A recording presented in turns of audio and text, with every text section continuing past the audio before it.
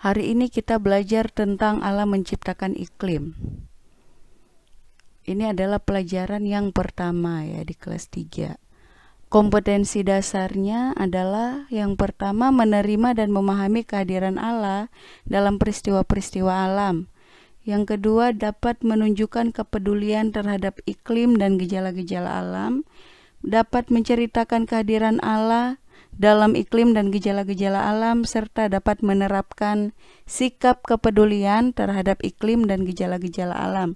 Tujuan pembelajarannya, anak-anak kalian dapat mensyukuri kehadiran Allah melalui iklim dan gejala-gejala alam, peduli terhadap iklim dan gejala-gejala alam, menceritakan kehadiran Allah melalui iklim dan gejala-gejala alam, serta dapat menerapkan sikap memelihara alam. Sebelum belajar tentang iklim, kita ingat kembali pelajaran kita di kelas 2. Masih ingatkah kita tentang cerita tentang penciptaan dalam kitab Kejadian? Ya, dalam kitab Kejadian pasal yang pertama, di situ diceritakan bagaimana Allah sudah menciptakan seluruh alam semesta dengan teratur. Nah, jadi Tuhan sudah menciptakan seluruh alam semesta dengan teratur, dan Dia juga tidak hanya menciptakan tapi Dia juga memelihara, ya. Salah satunya dengan cara mengatur iklim dan musim. Kita lihat dulu apa yang dimaksud dengan iklim. Iklim adalah kondisi rata-rata cuaca berdasarkan waktu yang panjang untuk suatu lokasi di bumi atau planet lain. Kalau di Indonesia, iklimnya ada iklim tropis, ya. Iklim tropis ini adalah sebutan bagi daerah yang memiliki suhu yang hangat disinari oleh sinar matahari sepanjang tahun. Karena ada negara-negara yang sinar mataharinya tidak mendapat sebanyak yang didapatkan oleh negara Indonesia. Itu adalah negara-negara yang memiliki lebih dari 2 musim, ya. Sekarang apa yang dimaksud dengan musim? Musim adalah waktu tertentu yang bertalian dengan iklim. Nah, seperti musim kemarau, ada lagi musim hujan, musim gugur, ada musim salju, ada musim semi, ya, ada musim dingin, ada begitu banyak musim-musim. Nah, selanjutnya di Indonesia hanya memiliki 2 musim karena Indonesia adalah iklim tropis. Musim yang pertama di Indonesia adalah musim hujan. Yang kedua adalah musim kemarau. Ya, jadi hanya 2 iklim yang ada di negara Indonesia. Kalau negara lain ada iklim, ya. Jadi hanya 2 musim, ya, maksudnya iklim yang ada di Indonesia. Kalau di negara lain memiliki lebih dari 2 musim di beberapa negara tertentu. Nah, kita akan mempelajari bahwa musim dan iklim itu adalah pemberian dari Tuhan. Ya.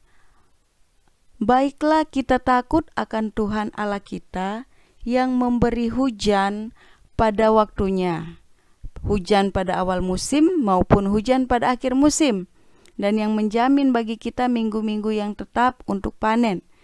Ayat firman Tuhan ini terdapat dalam Yeremia pasal yang ke-5 ayat 24.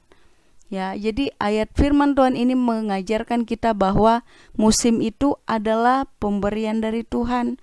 Tuhanlah yang memberikan hujan, ya. Tuhan juga yang memberikan panas. Dan semua musim bermanfaat untuk makhluk ciptaan Tuhan. Jadi semua yang Tuhan sudah buat itu baik, ya. Tidak ada yang salah. Walaupun kalau berlebihan akan timbul bencana. Tetapi Tuhan mengatur musim itu dengan teratur, ya. Jadi misalnya di Indonesia itu tidak dalam 1 tahun itu pasti ada hujannya, ada panasnya. Kalau hujan terus-menerus bisa banjir, ya. Bumi bisa penuh dengan air. Kalau misalnya panas terus-menerus, maka akan terjadi kekeringan. Oleh sebab itu, dengan pengetahuannya yang besar, Tuhan sudah mengatur musim-musim yang ada di Indonesia. Nah, musim hujan yang ada di Indonesia manfaatnya apa aja ya kira-kira? Kita lihat beberapa contoh ya manfaat musim hujan. Nah, kalau musim hujan, udara itu terasa sejuk. Tanaman bisa bertumbuh dengan baik, menjadi sumber pembangkit tenaga listrik. Pada musim hujan juga binatang-binatang di dalam air bisa berkembang biak dengan baik. Jadi inilah manfaat musim hujan. Ya. Sekarang manfaat musim panas. Nih, ini adalah petani garam ya. Petani garam dapat memanen garam. Kemudian tumbuhan bisa berfotosintesis dengan baik. Nah, bagi tumbuhan ternyata tidak baik juga kalau hujan terus-menerus, ya kan, bisa ketutup nanti pohon-pohonnya, apalagi tanaman-tanaman yang pendek gitu kan. Tetapi kalau ada musim panas, pada waktunya itu untuk tumbuhan hijau berfotosintesis.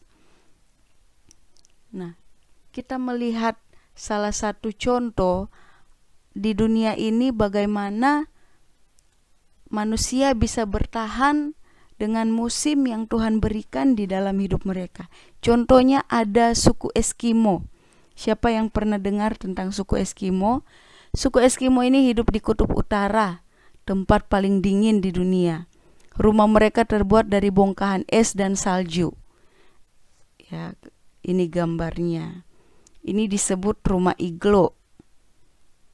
Pakaian mereka terbuat dari kulit binatang, yaitu terdiri dari 2 lapisan, di mana lapisan yang pertama ada bulunya diletakkan di bagian dalam, dan lapisan kedua bagian bulunya diletakkan di bagian luar, sehingga udara di antara 2 lapisan inilah yang mampu memberikan kehangatan pada tubuh pemakainya.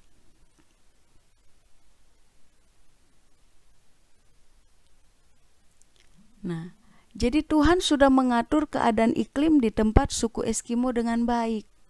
Sekalipun mereka harus tinggal di kutub utara yang dingin, tetapi Tuhan memberikan mereka akal budi ya untuk bisa bertahan hidup dari cuaca yang sangat dingin dan dari binatang-binatang yang buas. Tuhan memberikan mereka kemampuan untuk bisa menghadapi binatang-binatang buas.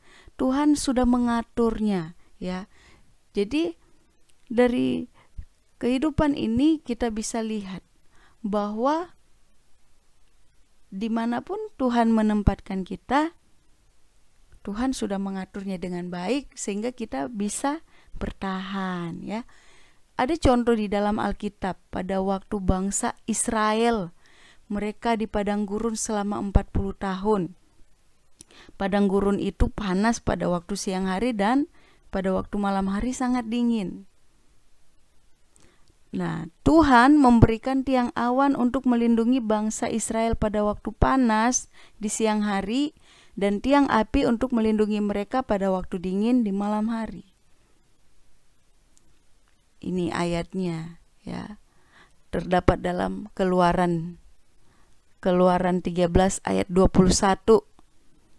Tuhan berjalan di depan mereka pada siang hari dalam tiang awan dan untuk menuntun mereka di jalan, dan pada waktu malam dalam tiang api untuk menerangi mereka sehingga mereka dapat berjalan siang dan malam.